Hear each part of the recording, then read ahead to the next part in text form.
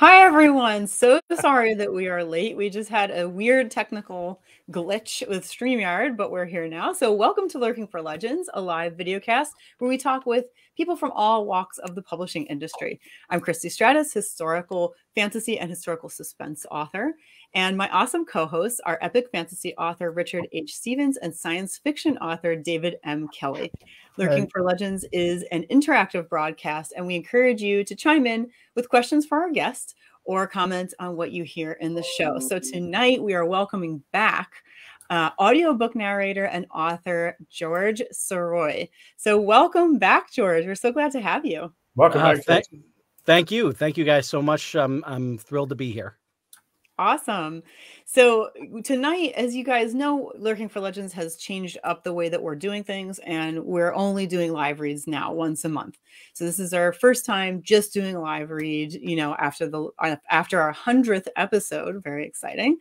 And we're excited to have George here to do that with us. So first, we're just going to go around and let you guys know what's going on with us, especially since a month has passed by. There's a lot happening, I'm sure, with everyone. So let's start with you, George. Tell us, well, in case anybody didn't see your episode, tell us a little about yourself and like what you're up to now. Sure. I am an author of young adult science fiction. Parts 1 and 2 of my YA sci-fi trilogy, Excelsior, are they're currently in the process of finding a new home. I also have a science fiction and sports 5-part serial that is currently out there for sale. It's called From Parts Unknown, and it is available as one big omnibus edition. So that way you can get all 5 stories for one very low price on ebook. Nice. I'm also an audiobook narrator. I've done over a dozen audiobooks and just finished a historical drama, which was a lot of fun to do. Really, really good, well-written historical fiction story by Sarah Angleton called Gentlemen of Misfortune. It was a lot of fun to do. And I currently have 3 other books that are in the queue that I'm working on. And I hope to get those finished in the next couple of months. But the main thing that is going on right now is over on the Clubhouse app, there will be a 2-part audio drama adaptation of the first book of my YA sci-fi trilogy, Excelsior.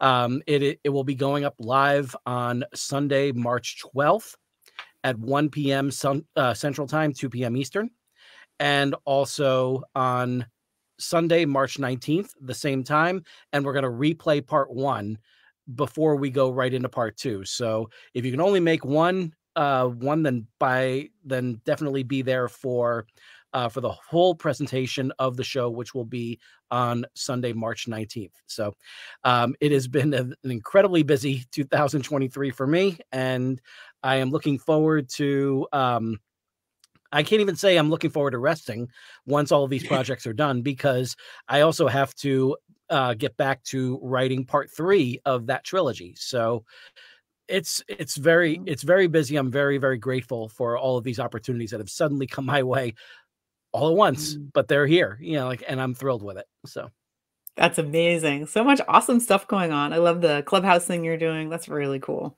Really cool. Oh yeah. Yeah. I do have to give a special shout out to all of my actors. They're all just absolutely phenomenal. They're so fantastic. And this is all strictly a volunteer project.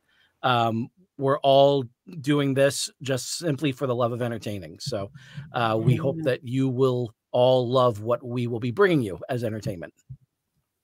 Awesome. That's fantastic. Great to hear all about that. So let's hear from Richard next, or as he's more commonly known as Lurking for Legends. Your name I put that on there so that when I responded in the chat, that hopefully it would say Lurking for Legends instead of my name, but it doesn't appear that's the case. But so I'm still working on book 4 in the High Cliff Guardian series, When Legends Rise. My writing time has been severely curtailed as of late, so I haven't got a lot done on it. I'm about 150 pages in, so I'm perhaps about a third of the way through, maybe a quarter, depending on how long this book goes. But I had an epiphany on my way home today. Hey, Rhonda, how are you? I had an epiphany today what I'm going to do after this book, people keep asking me, what am I doing next? And I was going to write the series that follows this, but that would make too much sense. So I'm going to do like I have been with all my books. I'm going to be jumping all over the place. So I'm actually going to go back to the origin of my whole universe. And I'm going to be writing book 1. And from this point forward, I'm going to start writing chronologically forward all the way up to Into the Madness. Into the Madness is already written. It was the 3rd book I wrote, and it was released in 2019. So the Soulforge universe is actually complete. I just have to fill in all the narrative that happens to get us to Into the Madness. So I decided I'm going to start at book 1 once I'm done this book. And then my readers, as I onboard new readers in the future, they can get into book 1 and just follow me all the way through instead of jumping all over the place. That's great. That's great. You wrote your universe backwards, right? I mean, you started later and then. Well, when I was 17, I had the idea for this trilogy, and I didn't publish it till I was 52. I never ever envisioned anything beyond the 3rd book. I always knew how the story was going to end. I knew how that trilogy was going to end. I always knew it was going to be 3 books, and I always knew the ending. And then when I got to the 3rd book, the ending changed. But when the ending changed, it actually opened up my whole universe. So it actually put about 35 books in my head as soon as the dragon came into my story. So that's Nice. why that all happened. I never thought I'd ever write 3 books, let alone 14. So yeah, that's amazing. Yeah. Oh my God, it's so cool. Yeah, so there's about another 25 to come in the Soulforge universe. I just have to live long enough to write them. So here's to that. Anyway, how about you, Dave? Well, I've been not too busy doing actual writing so much. I've been doing a lot of world building or world updating, and that's gotten quite detailed and quite involved, and I'm actually now getting kind of tired of it.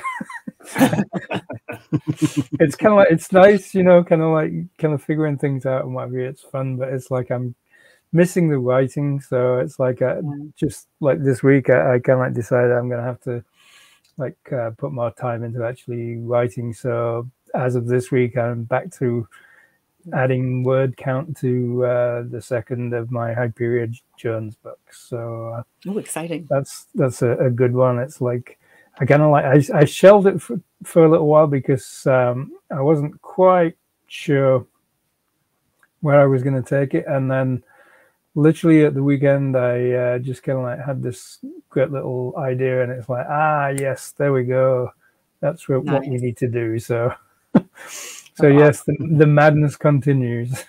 That feels good when you have those breakthrough moments, Yeah. What about you, Christy? I am closing in on the end of writing Corrupted Magic. It is not the last book in the series, though, but it does mean that I'm a step closer to publishing as a paperback and regular Kindle. I wanted to wait until this one was finished so that I could release book 1 and then shortly after release book 2 and then set maybe a pre-order for book 3 or something like that. So with the current episode that's been released just yesterday, or if you're on Patreon, it was released on Friday for you, of Corrupted Magic is called The Power of Two, and it's episode 33. And as I said, we're closing in on the end. I'm finishing editing the second to last episode right now, and it's taking quite a bit of time. Yeah. I think that this book is going to end up 100,000 words or more. Whoa. Take it easy, right? I know. I didn't know I could ever do it. You're becoming epic. Yeah, I'm becoming epic. I'm super excited about that. Last I saw it was 95,000, and that was a little bit ago. So we'll see if I break 100,000. That will be brand new for me. Most of my books are around between 50 and 60,000. So, this series has been totally different for me, and it's very exciting. So, and after that, I'll start writing book 3. So thanks, JD. So I think that's about it on my end, really. So aside from things that I'm planning, but I'm not going to make any promises. So I'm just going to keep my mouth shut. You're going to have to change your title from Christie Stratos Fantasy and Super Suspense Author to Christie Stratos Epic Fantasy. Yes. It'll have to switch. That's really cool. Thanks, Tempest and Jay. Ooh, great to see you here. Awesome to see you. They just started their own publishing company relatively recently, so make sure to check them out. Oh, cool. Yeah, I definitely will. Welcome to our show. Thank you for joining us. And JD, thank you for coming back. JD was a guest author when we did the 100th episode. And Jim Hebe, we're not going to get into Jim. And Jennifer, hi, Jennifer. Welcome, everybody. So what we're going to do is we're going to start with George Sirois. So Lurking for Legends now is strictly, all we do is read live excerpts from authors' work. So so going forward, every second Tuesday, generally of the month, this month is obviously the first Tuesday, but we're going to try and hit every second Tuesday of the month, and we'll be reading at least an excerpt from one author other than the three of us, and then we'll probably read from either Christie, myself, or Dave as well. So we'll have two reads, and we'll get some costumes and stuff going, hopefully throughout these, and make them epic themselves. So yeah, awesome. So yeah. So if you're ready, George, I'm not sure if Dave or Christie have anything to do to set up for George's read. Nope. Luckily, this time I just play a lady, so I'm good. Okay, so a modern woman. You're going to just see my avatar since I'm not involved in this read, so I'm just going to block myself out, and I'm going to mute myself so that I don't make any noise in the background, and I'll join you guys again when George reads. For a snooze. Yes, I'm going to have a snooze, so hopefully my alarm will go off. Yeah. No, I'm going to be watching and heckling in private over here. Oh, jeez. So George, we'll let you take away the setup, and I'm going to sign off here. All right. So first of all, thank you guys very much for this opportunity to kind of talk about this particular story. This one is one that I would say is very, obviously when all of our stories are near and dear to our hearts. But this particular one really just, it plays to a very niche crowd.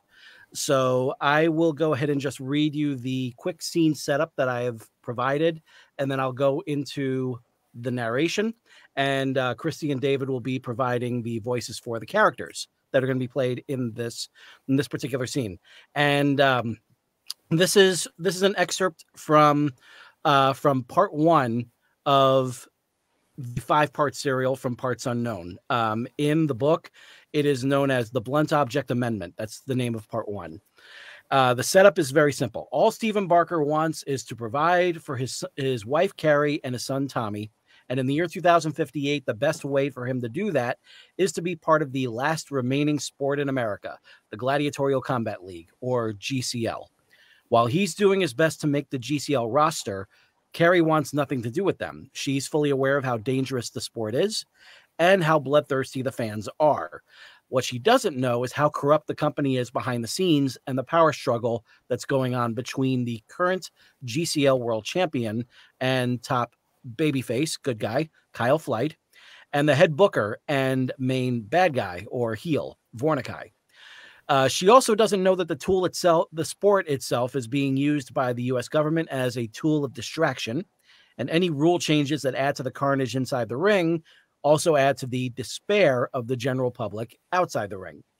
So the night before Stephen's tryout, the news announced a new rule has been approved by the fans. Blunt objects are allowed for use in the ring against their opponents. At the same time, all health insurance unemployment benefits were canceled. At Stephen's tryout, his sparring partner was selected to be part of the roster, but Stephen wasn't. But as a consolation prize, he and Tommy were given front row seats to that evening's broadcast of GCL Live at the formerly named Madison Square Garden. Unfortunately, while Carrie was bartending at the ringside seat bar and grill 1 block away from the arena, she saw Stephen and Tommy on television and realized that Stephen lied to her about taking Tommy to the movies. And so we'll jump right into this excerpt. Now that we're all caught up in the story. All the lights were out in the Barker apartment when Stephen and Tommy got home. When Stephen turned the lights on, he saw a sheet, a blanket, and a pillow on the couch.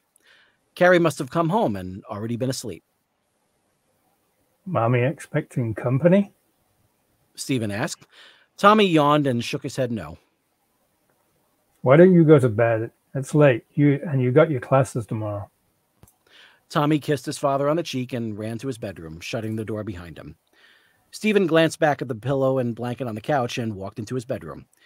Stephen squinted when he walked into the bedroom, trying to see if Carrie was in bed asleep. When he saw that the bed was still made, he turned the light on. Bam! Stephen felt a fist smash against his face when the light came on. He took a step back, covering his nose, and saw Carrie standing in front of him. Why the hell did you do that? It seems that violence is the only way anything gets through to you. What do you mean? I didn't take him to the movie. No, you took him to the GCL match. Stephen stuttered. How did she know? What? No, I didn't.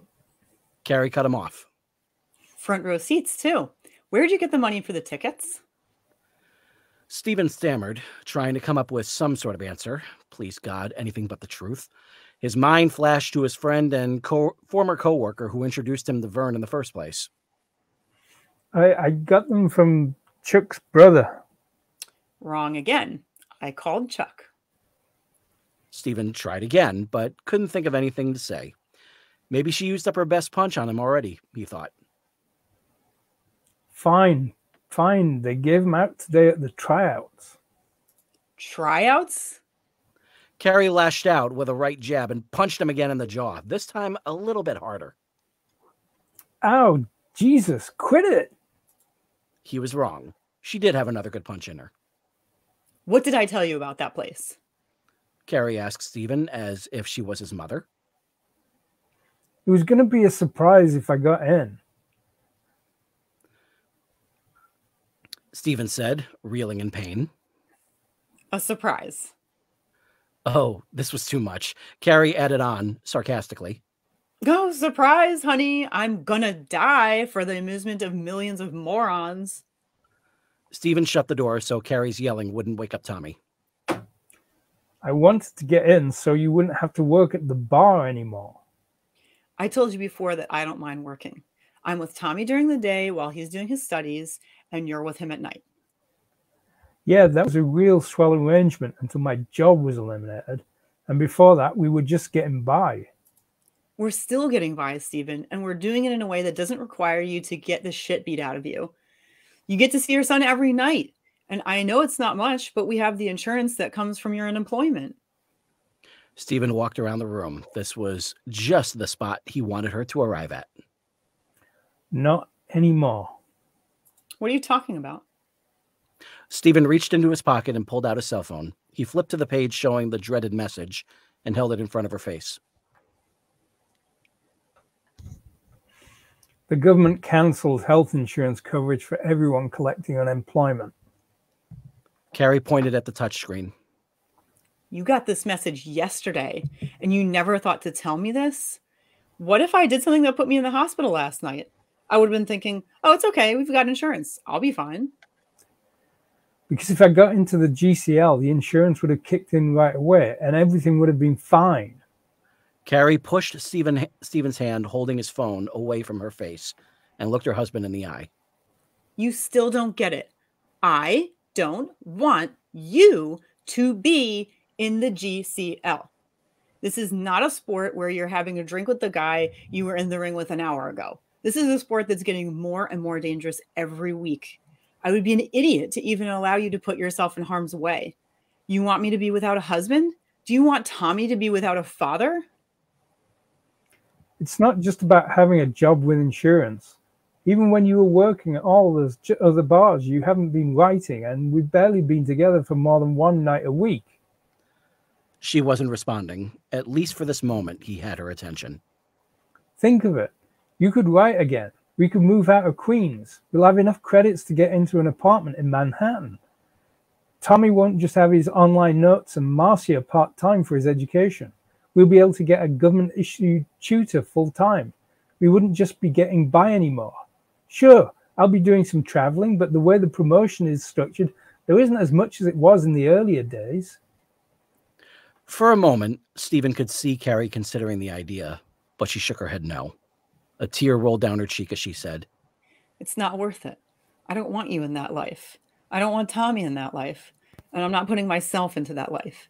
And I'm not going to wait up at nights for a call saying that someone went too far in a fight somewhere in fucking Texas. So you're going to have to make a choice. If you want that life, take it. But you're not taking us with you. Oh, shit, Stephen thought to himself. She's serious this time. Any other time it was just don't think about it and don't watch it. But now she was one step away from packing up and taking Tommy away from him to go to Mother's. Stephen could feel his childhood dreams slipping away from him with each silent moment, but he knew deep down, as much as he wanted to ignore it, Carrie was right. He fell in love with her for a reason. He married her for a reason. He created a child with her for a reason. And it wasn't to take them off to GCL land to watch dear old daddy get beaten up every night. Vern would be disappointed, having trained him all this time for nothing. When Stephen called earlier to tell him that he didn't get into the company that day, he could sense that the old teacher was anxious to get him back to the gym and fine-tune everything until he was ready again. Same with his parents. Hell, Stephen remembered his mother telling stories of his father watching wrestling while she was in the bathroom ready to give birth to him. At that very moment, Stephen decided the time was right for him to grow up. The GCL turned him down for a reason. They saw something in him that he couldn't, that he wouldn't let himself see. The men the GCL was looking for would be willing to leave their lives behind if need be. Only now, with the love of his life threatening to walk away from him, did he allow himself to see the truth. As painful as it was, Stephen nodded his head and sacrificed his childhood hopes and dreams in the same second. All right, you win. I'll stop, he said. Carrie looked into his eyes ever so closely. Are you sure, Stephen? Stephen gulped and nodded his head again, this time finding it a little easier to nod. Yes. Yeah, I'm sure. Carrie smiled and ran her hand through his hair. Good. Stephen forced a smile. Do I still have to sleep on the couch? As an answer, Carrie kissed him hard on the lips. You can stay in here as long as you put some ice on that nose. Stephen pushed his hand against Carrie's previous target and winced. You're such a baby, she said with a teasing grin. If I can do that, you think you stand a chance in the GCL? True. You should go instead, Stephen said as he headed for the kitchen. That was really interesting. I really like the whole concept of that. Wow, the distraction thing is really cool. It's a great idea. Oh, thank you. Thank you. That was a lot of fun to do. That was fun. That was Margaret, great. you're not lost. We did start late. Sorry about that, Margaret. It was a technical glitch with StreamYard. That was awesome, George. Thank you for sharing that with us. Yeah, we so enjoyed it. Thank you. Great. So that was good. That was fun. So, Dave, do you have a bit of preparation you want to do for this one? I do, so I shall remove myself and you can talk about me while I'm gone. We don't mind talking about you when you're here, so don't worry about that. Thanks, Margaret. I'm so glad you did come back. Yeah, thank you. Okay, so next we're going to be reading from Brotherhood of Secrets, which is my book, and that came out in, I think it was 2016. So I am still writing the third book to that because it keeps changing. But anyway, yeah, there is going to be more. The first book was Anatomy of a Darkened Heart. The second book is Brotherhood of Secrets, and it's right here. If you can, yeah, let me just get that out of the glare for you. That's Brotherhood of Secrets. So I'll tell you a little bit about where we are right now in the scene. And this is not fantasy. This is historical suspense. It just takes place in the Victorian era. So Mr. Locke is the owner of Lock and Key, which is the only locksmith ship in town, which opened recently. He's gone through an arduous process to hire only men who are young, single, pliable, loyal, low on money, and totally alone in the world. So you can kind of see this is not a good situation.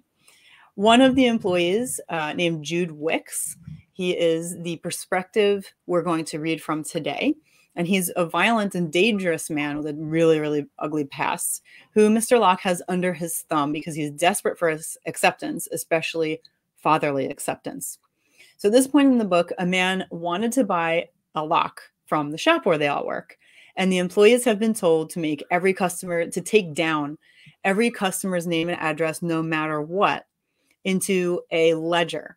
And Mr. Locke is saying this is in order to meet customers' needs better. But that is not really his purpose. The man refused to give his information and became aggressive. So now Mr. Locke thinks there's more to this reaction than meets the eye, and he wants to find this man. So we've got roles for everyone. I'm going to play just a couple of small roles because this is really a mostly male, it's male heavy type of cast. So I asked George if he would narrate. He'd do that part, and then we have, yeah, you can see that Richard already changed his name to Mr. Locke, and Dave's going to play Jude, who, by the way, is pretty much most people's favorite who read this book. So you guys are going to get to meet him. He's a very disturbed individual. He's a scary guy. So thank you so much, CJ. She says she loved this book and she's looking forward to this. I'm so glad that you liked it. And I'm going to just grab one prop. Excuse me for 1 second. Okay, George, it's all yours. You can maybe sing for us. We need an opening song anyway. Oh my! You don't want that. You want hits, don't you? It's not very Victorian, but it has a flower, so it's good enough. Nice. Oh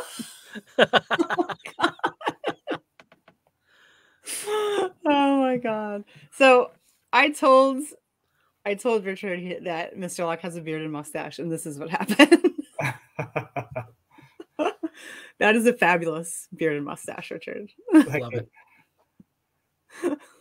There are some men, you know what? There are some men, I wish I had a picture around, but I don't, from the Victorian era that actually have that where it's covering, like you can't even see their mouth. It just goes like down to here. Not very common, but they did have it.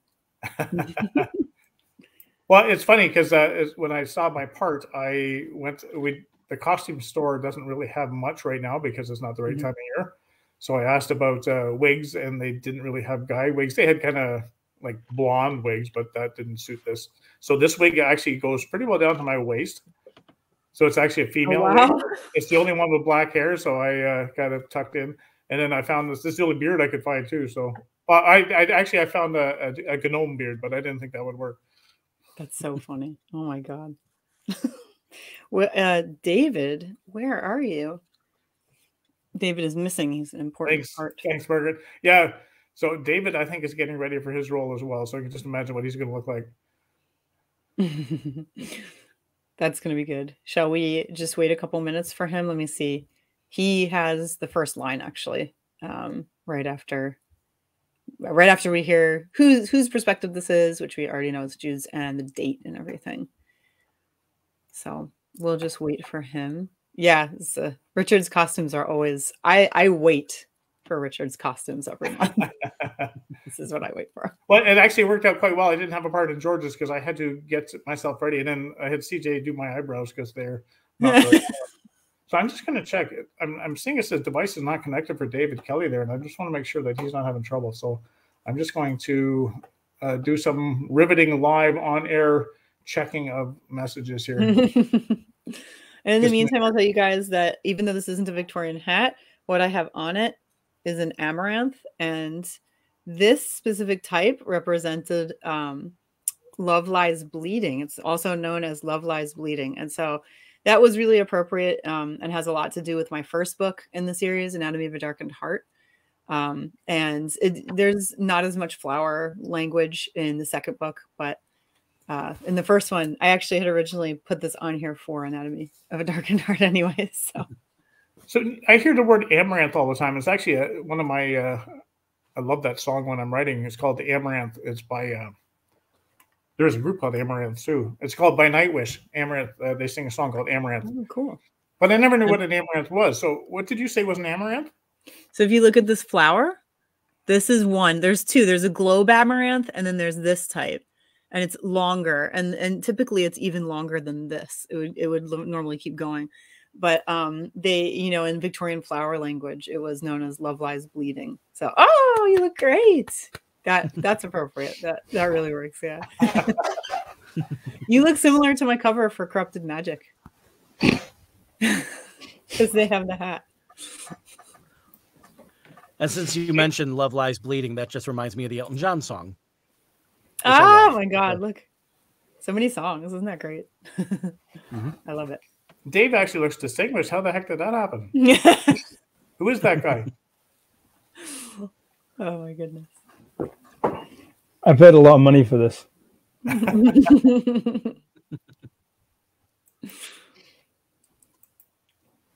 Love it. Love the hat. Loose strength. All right, so we're good to go, Christy, whenever you're ready. All set, and George is going to tell us whose perspective it is and the date, so we can start with that because Okay. there's going to be a couple of days in here. Jude, March 17th, 1849. Brothers in the art of keeping secrets, Jude said along with the other men. They stood in their morning line in front of Mr. Locke, all carefully shaven and dressed in their new brown suits. It had taken the tailor only 5 days to deliver this first batch of suits to the store. Mr. Locke's influence must have been greater than Jude thought possible. 5 days for 5 suits. The tailor must have put all his other work aside for this. Mr. Locke nodded at them and looked outside. What a beautiful Saturday. I would like to invite you all to join me at my home this evening for dinner, just as we did a couple of weeks ago. I hope you can come. I would like to make a habit of it. He smiled and started to walk away, but turned back after a step. Jude, my office, please. Mr. Locke proceeded forward. Jude's heart beat faster. He might think I'm not valuable enough to the shop. I don't know much about making locks or keys. Everyone else is skilled in that. Everyone except the apprentice. Am I at the level of that boy? No. I'm very good at picking locks. Not many are as good as I am at that. But if Mr. Locke found out how I became so good at it, no, he couldn't have. No one would dare talk about it. Although former employers might. That's what it is. If Mr. Locke is concerned about my prying into customers' personal affairs through my job, I must find out who told him. I must know so that I can stop.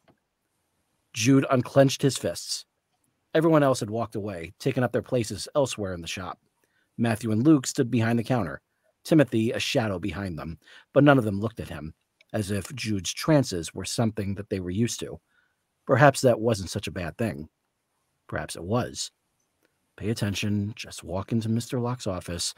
Go. A light layer of perspiration had formed on his naked lip. He finally walked forward without a word. Mr. Locke's office was in the left corner of the shop, with its own short hallway before the door. When Jude entered the room, Mr. Locke was already seated at his desk across the small room. The desk's side sat against a tall window, casting half of Mr. Locke's face in natural light, the other half in relative darkness. He motioned at Jude to close the door, which Jude did promptly, then sat down across the desk from Mr. Locke. I have 2 pieces of information for you, Jude. Mr. Locke opened a drawer in his desk and took out a folded piece of paper, then handed it to Jude. Read that. Jude picked up the folded paper.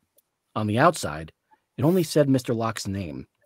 He started to unfold the letter, but stopped and looked up at Mr. Locke for further approval. Please. Mr. Locke, nodding. Jude finished unfolding the letter. The fine script made him sweat. It wasn't easy for him to read, but he did focus and did his best. It read, Dear Mr. Locke. Oop. Sorry, it's in pink. You might not be able to see it, George. Oh, I didn't see that part, so yeah. Dear Mr. Locke, we are not acquainted, so I hope you will forgive this letter. I wish to apologize for my husband's behavior in your shop last week. He treated your employees poorly, and for that I can only beg your forgiveness. I would not like for you to think badly of him, although he does deserve the poor impression for his conduct. He is not altogether well, and so not only must I ask you to please excuse his rudeness, but I must also ask you not to repeat the experience to your friends and acquaintances. His reputation most often precedes him, and as his wife, it precedes me as well. I am terribly sorry to be forced to send this letter, but he refuses to apologize himself because of his sickness. Thank you for understanding. I truly hope you can forgive him. Yours sincerely, C. When Jude finally finished reading, he looked up at Mr. Locke. She's talking about the man, Matthew and Luke. Yes. Mr. Locke interrupted. He leaned forward and put his arms on the desk, taking up half of it. His fingers bridged together. I'd just like to find out who this man is, he said. Shouldn't you? Jude was mesmerized by Mr. Locke's words, his unblinking eyes. Shouldn't you like to see who this man is, Jude? Mr. Locke had said during dinner exactly 1 week ago. Yes, I should like to. The imitation of Mr. Locke's refined speech felt so good on Jude's tongue. Mr. Locke smiled warmly. Jude mimicked his smile. Now, I understand from your prior places of employment that you have a certain skill for following those who require following? Jude tried hard to keep the anger from his eyes. They told. More than one of them told about me. I must find out which ones. I won't tell them I'm coming, but when I get there... It's important for you to be honest with me. We are now a family. Remember? Jude looked down and then up at Mr. Locke's hands. They were still a bridge. Jude admired this man as much as one man could admire another. He saw no other option but to be honest if his fellow employers had already agreed about his past behavior. Yes. Good. A new skill you could acquire is finding people. Here is your first test. He put his hand out for the letter. Jude looked up sharply, but there was nothing bad in Mr. Locke's eyes. There was no hatred, no disgust, no apprehension. There was only Mr. Locke as he had always been. Jude handed the letter back.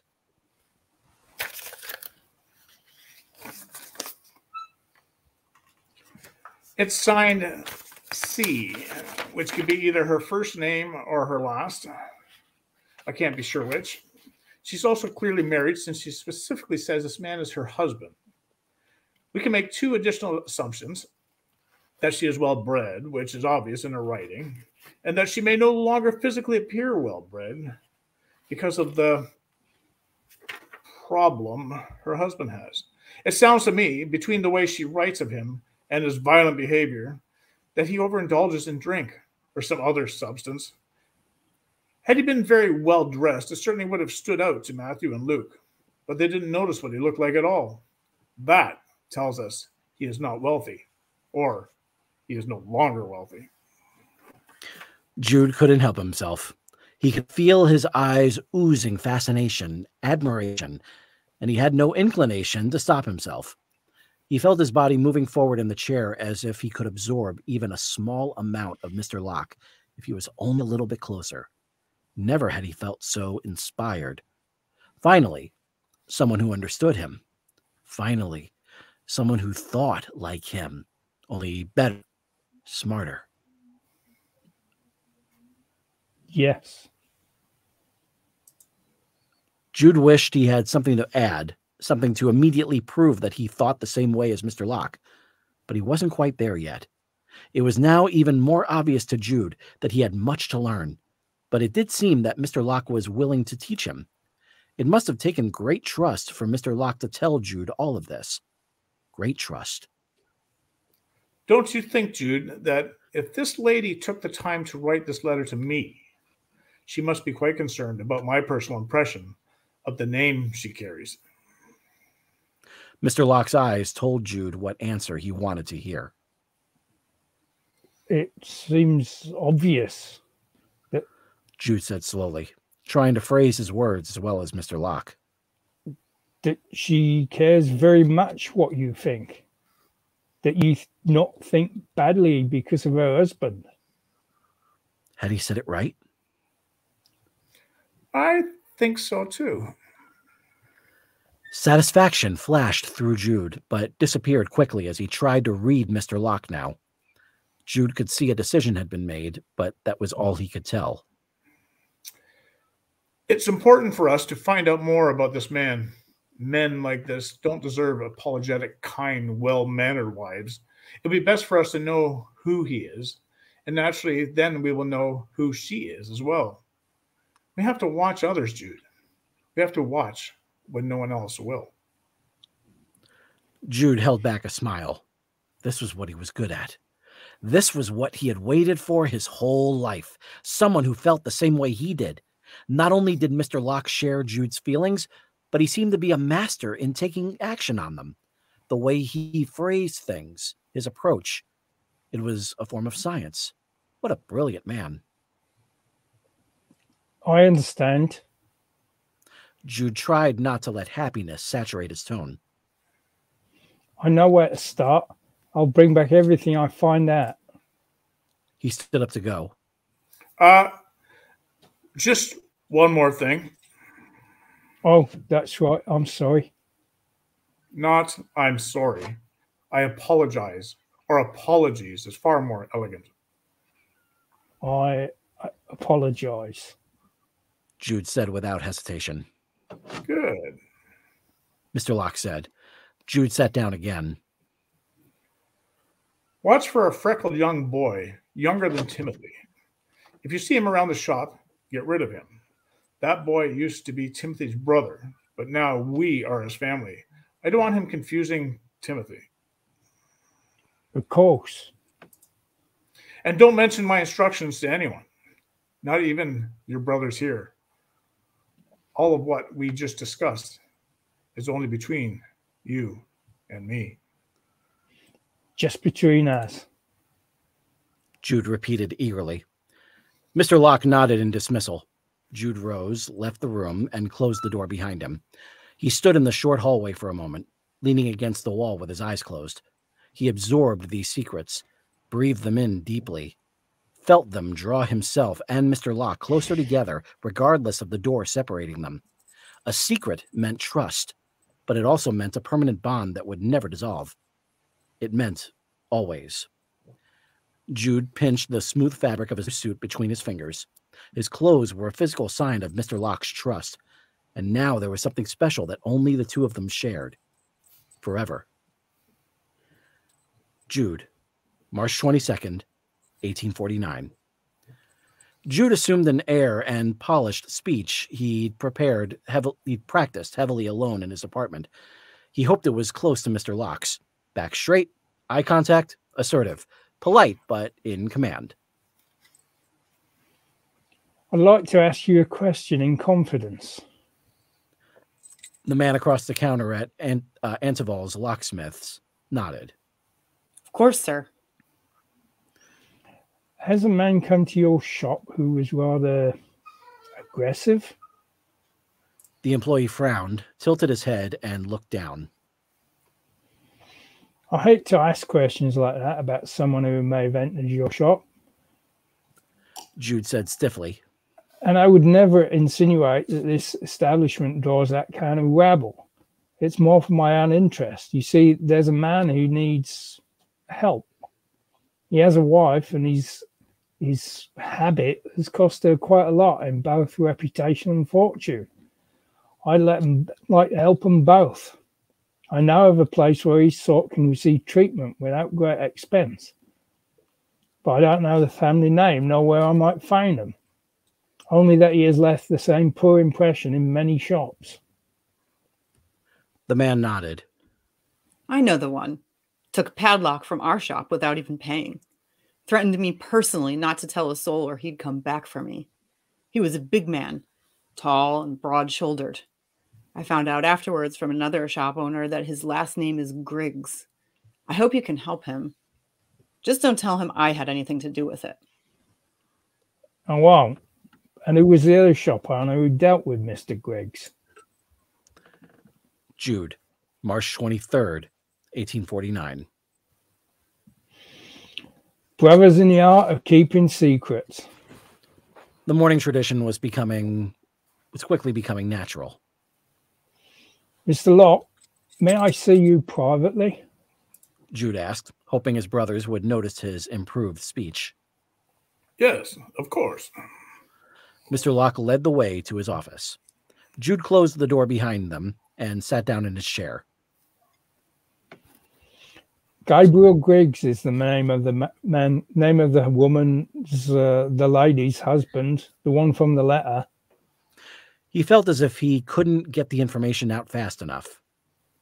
He lives on Pool Street, 7 Pool Street to be exact, which is lower middle income, you know. It's the only house with a white picket fence. Well, a dirty one, but still a whitish picket fence. I walked down Pool Street just yesterday and saw it. I only glanced at it as I was past, so I'm sure no one noticed me. It's no more than an 8-minute walk from here. And Mr. Griggs did get that padlock he tried to get here after all, but he stole it from Antivo's. Antivo's? That's miles and miles away. That's why I started my search there. Easier for him to get away with something like that further from where people know him. Apparently, other shop owners in the area have had trouble with him too. Mr. Locke leaned back. That means the C signature in the letter might be her first initial. C something Griggs. And they live at 7 Pool Street, you said? Jude nodded. Well done, Jude. Mr. Locke said enthusiastically, standing up and walking around the desk with his hand outstretched. Well done. Jude rose and took Mr. Locke's hand, shaking it and grasping hard, his heart soaring. Finally, someone who not only approved of, but encouraged him. Finally, someone who realized his potential, his value, like a father. Mr. Locke put his other hand over Jude's. Do you know what to do next? Jude shook his head. Tell me. Hopefully it didn't sound like begging, although it truly was. The space between him and Mr. Locke had become small. Another secret. I saw in the newspaper that there's a house being sold nearby, most likely with the same layout as the Griggses. If you were to visit the homeowner and seem interested in buying, you could learn something. What? Jude asked, so excited he was nearly shaking. Mr. Locke took his hands back and put an index finger to his temple. A map. Hey! Wonderful. That was great to hear you guys do that. That was so great. So are we hired to do your Audible? Yes. Awesome. Love it. That was fantastic. Really, really good. It's so much fun hearing your work, Red. Yes, no doubt. Yes. What happened to Mr. Locke? They love your beard and mustache there. It's funny, you know what? I put on a white suit and a tie. Oh, yeah. Like a white shirt, but you can't see it. Here's my tie. Yeah. The beard covers it also. Oh, my goodness.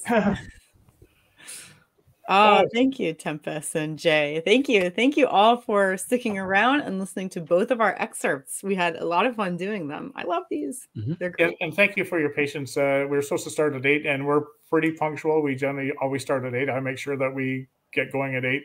But we had technical difficulties today, and thank you to my lovely wife, who was our techie in the background, and she came in and saved the day. It took us about 10 minutes to get underway, but we got her going. There's Jim Heavey. And Jim Heavey I know Jim Heavey. He's a lead singer in a death metal band, so it might not be quite the music to set the tone for Victorian era story, but maybe we'll get his lyrics into. Actually, I'm going to be incorporating his lyrics into book 1 of the Soulforge universe.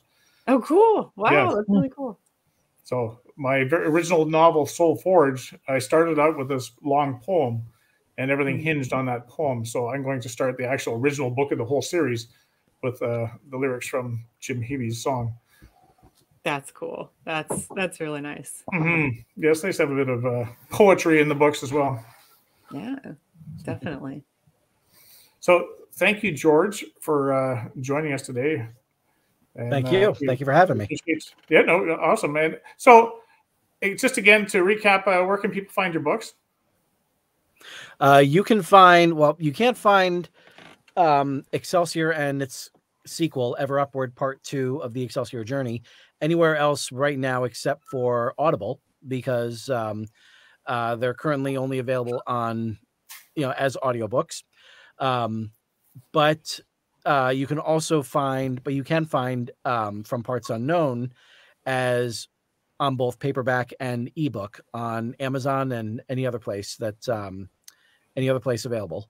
other retailers. Great. And how about you, Christie? Yeah, you can get, well, for me, you can get my books on ChristieStratos.com. You can order directly from me for paperback, and I will sign it and send you a gift wrapped, it's very pretty, version in a pretty cool colored padded envelope too. It's very well wrapped. We've received one. It's very nice. Yeah. Awesome, thanks.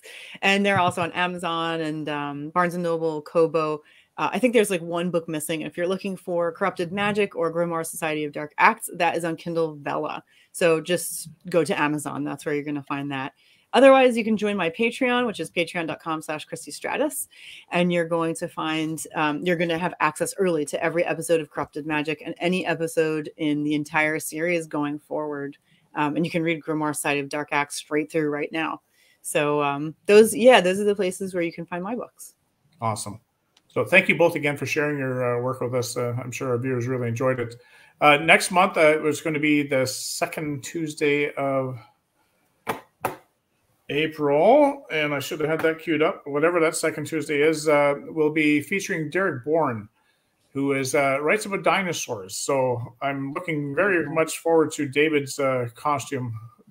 We'll get him dressed up as a T-Rex or something. That'll be hilarious. Me? Yes. We'll make sure that he cast you with something really funky like that. And we're also going to be reading an excerpt from David Kelly's, one of David Kelly's books. So whichever one he lets us read, we'll be doing that as well. So we look forward to doing that and getting into costume again. And just before we leave again, thank you, George, again for joining us. It's been our pleasure to have you on our show. Second time in this year. Were you on earlier this year? Or was it late last year? I was. It was at the beginning of this year. Yep. That's right. Yeah. So we've had the pleasure to have Richard, you on in the last couple of months. Yes. Just one thing. Make sure that Caroline gets her beard back. Yes, I will. Yes. We had to shave it off today just so I could wear it. So, yeah, wonderful job, Jim Hebe. Thanks, everyone. Hillary, you're welcome. So until we meet again, it'll be a month and a week, I guess. It's going to be we're going to go through separation anxiety, I think. But we look forward to reading from David and Derek Warren. So until then, I hope everybody has an enjoyable month. I can't wait for spring to come in, get rid of the snow. I know Christie wants the snow, so you can come up here and take ours if you want. But until we see you again in April, take care, everybody. Good night. Bye. Good night.